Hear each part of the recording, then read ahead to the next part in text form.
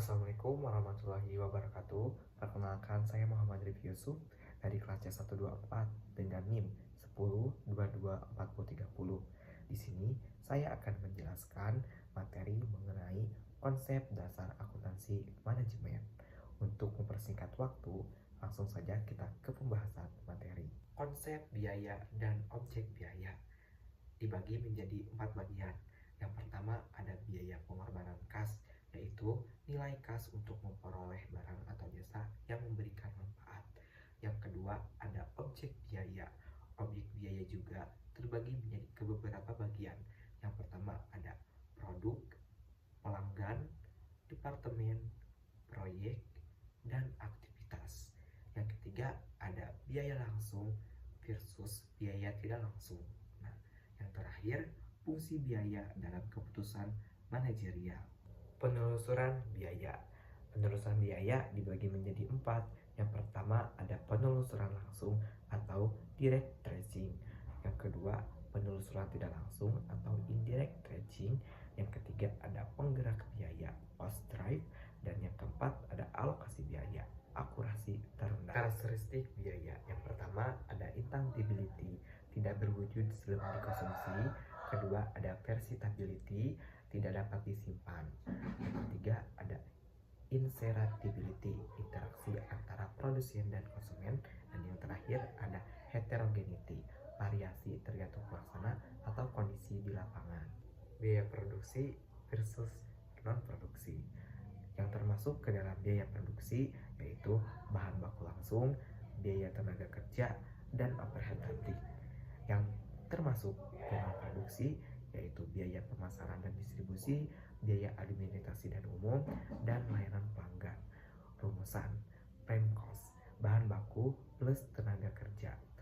Ada konversi cost, biaya tenaga langsung, dan overhead.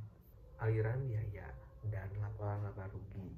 Aliran biaya manufaktur dari bahan baku menuju barang dalam proses atau WIP, lalu barang jadi langsung ke HPP atau cost of goods sold. Nah, kalau laporan laba ruginya, yang pertama dari biaya produksi ke HPP, yang kedua dari biaya non produksi ke beban periodik operasional.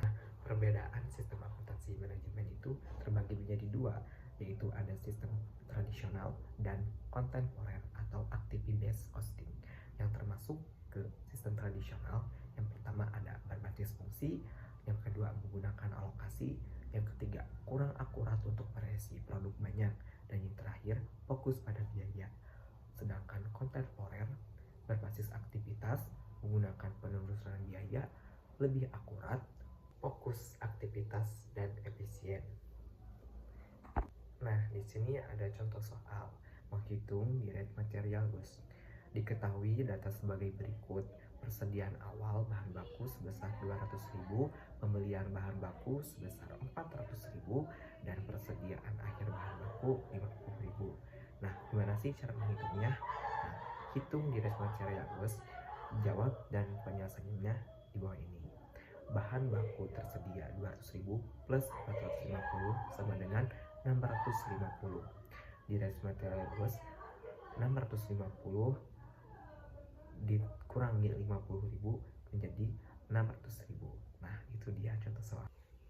Nah, jadi kesimpulannya, akuntansi manajemen membantu perusahaan merencanakan, mengendalikan, mengambil keputusan dengan memahami dan mengelola biaya.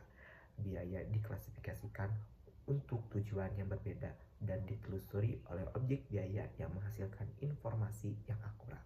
Sistem akuntansi manajemen dapat menggunakan pendekatan tradisional atau berbasis aktivitas untuk meningkatkan efektivitas pengambilan keputusan dan kinerja operasional organisasi. Sekian materi yang saya bisa sampaikan, kurang lebihnya mohon maaf. Terima kasih. Wassalamualaikum warahmatullahi wabarakatuh.